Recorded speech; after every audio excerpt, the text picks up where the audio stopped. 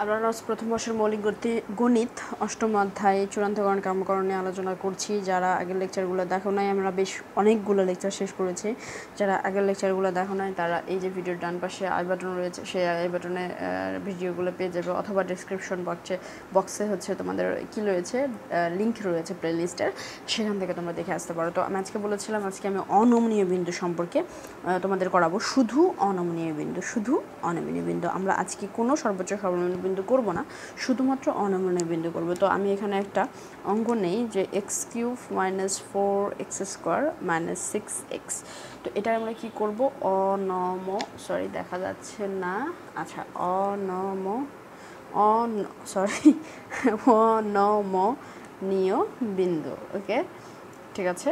তো এটা আমরা আজকে অনমনীয় বিন্দু বের করব। তো অনমনীয় বিন্দু বের করার আমাদের সূত্রটা আমরা প্রথমে দেখে নেই আর কি। তো অনমনীয় বিন্দুর প্রয়োজনীয় শর্ত হচ্ছে দ্বিতীয় অন্তরকরণ, অর্থাৎ d² dx², এটাকে আমরা বলি দ্বিতীয় অন্তরকরণ। দ্বিতীয় অন্তরকরণের মান 0 হবে এবং তৃতীয় অন্তরকরণের মান ডাজ নট ইকুয়াল টু 0 হবে। আচ্ছা, প্রয়োজনীয় শর্তটাই আমাদের দ্বিতীয় অন্তরকরণ দ্বারা শুরু হয়েছে। তো দ্বিতীয় অন্তরকরণ দ্বারা যতই শুরু হোক না কেন, আমাদের প্রথম অন্তরকরণ বের করতে হবে। প্রথম অন্তরকরণ ছাড়া তো আমরা দ্বিতীয় অন্তরকরণ বের করতে পারবো না, আমরা একবারে দ্বিতীয় ধাপে যেতে পারবো না, আমাদের আগে প্রথম ধাপ বের করতে হবে। তো আমি যদি এখানে দেখাই যে dy dx এটা হচ্ছে আমাদের প্রথম অন্তরকরণ, আর d² dx² যদি বলে তাহলে এটা হচ্ছে আমাদের দ্বিতীয় অন্তরকরণ, আর যদি d³ dx³ বলে তাহলে আমাদের এটা তৃতীয় অন্তরকরণ, অর্থাৎ স্কোয়ার থাকলে দ্বিতীয়, কিউব থাকলে তৃতীয় এবং কিছু না থাকলে সেটা আমাদের প্রথম অন্তরকরণ। তো আমাদের প্রয়োজনীয় শর্ত দ্বিতীয় অন্তরকরণ কাছে আগে যাওয়ার আগে আমাদের প্রথম অন্তরকরণটা বের করতে হবে।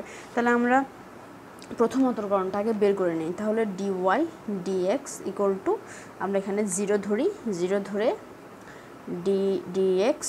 আমি আশা করি এগুলার তোমাদের বিস্তারিত আমার আর বলা লাগবে না, কারণ প্রায় অনেকগুলো লেকচার হয়ে গেছে, আমি সবগুলোতে অনেক বিস্তারিতভাবে আলোচনা করেছি। তোমরা একটু বই খুলে যদি দেখো তাহলে আমার লেকচারগুলোই তোমরা দেখতে পারবা, আমি যে অঙ্কগুলো করেছি সেগুলো তোমরা দেখতে পারবা। একটু প্র্যাকটিস করো, খাতা কলম নিয়ে করো, ইকোনমিক্স ডিপার্টমেন্টে পড়ো। যদি খাতা কলম আর বই না থাকে তাহলে পাশ করাও কঠিন। সত্যি কথা এটা, যে পাশ করাও কঠিন হয়ে পড়বে অঙ্ক যদি তোমরা না করো। অবশ্যই তোমাদের অঙ্ক করতে হবে, অঙ্ক ছাড়া পাশ করতে পারবে না। অনেকে অঙ্কেতে যে আগে মার খাবে, কিন্তু এই অঙ্কটা যদি একটু ভালো করে করে তাহলে কিন্তু 100 পাওয়া পসিবল, কিন্তু অনেকে এটাই করবে না। যাই হোক, এটা ডিফারেন্সিয়েশন, তো আলাদা আলাদা করে আমি লিখবো না, একবারে করবো। 3x² - 8x - 16। এটা কীভাবে করলাম আগের লেকচারগুলো দেখে আসো, এই আই বাটনে পেয়ে যাবে, আই বাটনে এখানে পেয়ে যাবে, সেখান থেকে দেখে আসো এটা কিভাবে হলো। যাই হোক, এটা আমাদের অন্তর্করণ করার পর প্রথমে আমরা এ মানটা পেয়েছি, তো এটা আমাদের হবে F O C, first order condition, এটা হলো। এখন আমরা কি করতাম, আগে আমরা কি করতাম দেখো, এই ফার্স্ট অর্ডার কন্ডিশনটা বের করার পরে আমরা এক্সের মানটা বের করতাম। দেখো এটা আমাদের, দেখো ফার্স্ট অর্ডার কন্ডিশন, আমি যদি একটু মার্কিং করি, দেখো এটা আমাদের কিন্তু ফার্স্ট অর্ডার কন্ডিশন আগের অঙ্কে গত লেকচারে করেছিলাম। ফার্স্ট অর্ডার কন্ডিশনটা পাওয়ার পরেও কিন্তু আমরা এক্সের মানটা বের করেছি। কেন এক্সের মানটা আমাদের প্রয়োজন ছিল? কারণ সেখানে আমরা সর্বোচ্চ এবং সর্বনিম্ন বিন্দু বের করার চেষ্টা করেছি, কিন্তু যেহেতু এখানে আমরা সর্বোচ্চ কিংবা সর্বনিম্ন বিন্দু বের করব না, শুধু কী করব, অনমনীয় বিন্দু বের করব, এই জন্য আমরা কি করব না, এক্সের মান এখানে বের করব না। এখানে এক্সের মানের আমাদের কোনো প্রয়োজন নেই, এটাকে এরকমই রেখে দেবো। কিন্তু যদি এখানে সর্বোচ্চ বা সর্বনিম্ন বিন্দু বলতো তাহলে কিন্তু আমরা আগের লেকচার যেভাবে করেছিলাম যে সর্বোচ্চ বিন্দু বের করতে হবে, সর্বনিম্ন বিন্দু বের করতে হবে, সেভাবে করতাম। কিন্তু এখানে শুধু আমরা অনমনীয় বিন্দু বের করব, তাই আমরা এত কিছু করব না। তাহলে আমাদের ফার্স্ট অর্ডার কন্ডিশনটা পেয়ে গেল, প্রথম অন্তরকরণের কাজ শেষ। এখন আমরা দ্বিতীয় অন্তরকরণের কাছে চলে যাব। তো আমরা সূত্রতে দেখেছিলাম দ্বিতীয় অন্তরকরণটাই হবে এর হচ্ছে প্রয়োজনীয় শর্ত। সুতরাং আমরা এখানে লিখব যে প্রয়োজনীয় শর্ত। সূত্রতে কি লেখা আছে, প্রয়োজনীয় শর্ত দ্বিতীয় অন্তরকরণ dx² কি ইকুয়াল টু 0, না কি লেখা আছে, ইকুয়াল টু আমাদের এখানে কত হবে, 0 হবে, ইকুয়াল টু আমাদের কত হবে, 0 হবে। সুতরাং আমরা এখানে 0 লিখলাম। তো লেখার পরে এটাকে আমরা ভেঙে লিখব ddx। আচ্ছা, ভেঙে লেখার কোনো প্রয়োজন নেই। দেখো একটা কাজ করতে পারি আমরা,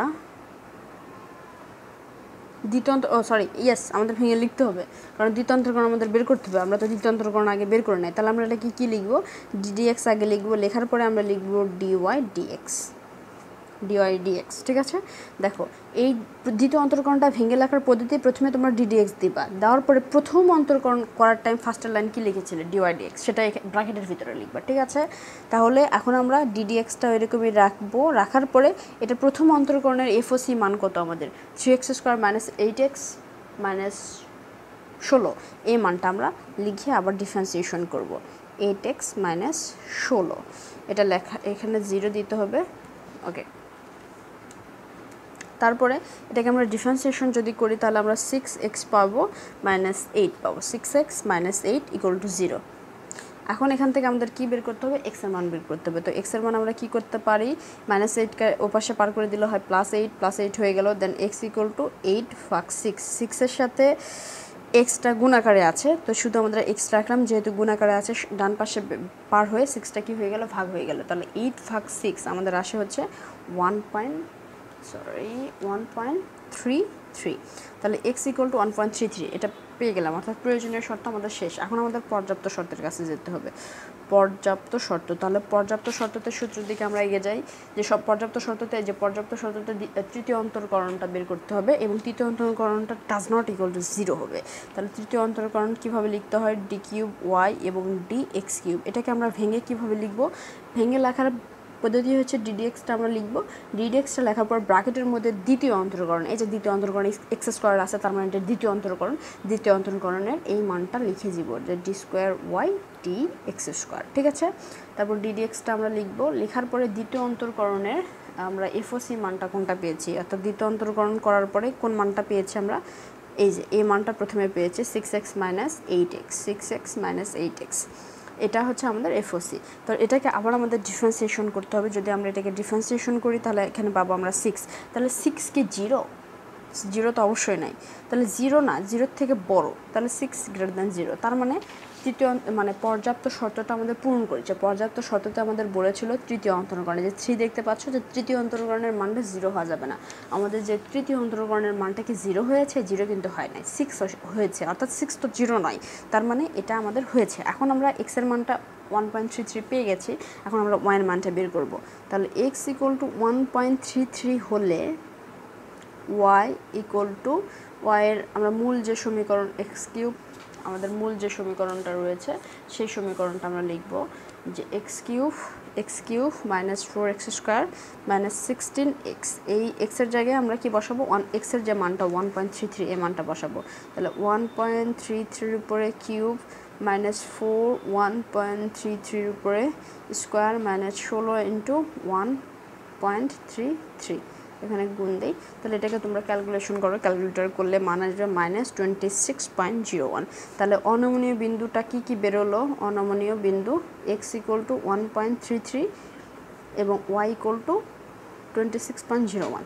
এই যে বিন্দু মানে x এর মান বের করতে হবে, y এর মান বের করতে হবে, সুতরাং আমরা অনমনীয় বিন্দুটা বের করতে সক্ষম হয়েছি। আমি আবার বলি কি করলাম, অনমনীয় বিন্দু বের করার জন্য এখানে শুধু আমাদের অনমনীয় বিন্দুর কথা বলেছে, সুতরাং অনমনীয় বিন্দু বের করার জন্য আমরা প্রথম অন্তরকরণ করেছি, প্রথম অন্তরকরণ করার পর এফওসিটা এইরকমই রেখেছি, এখানে কিন্তু আমরা x এর মানটা বের করিনি।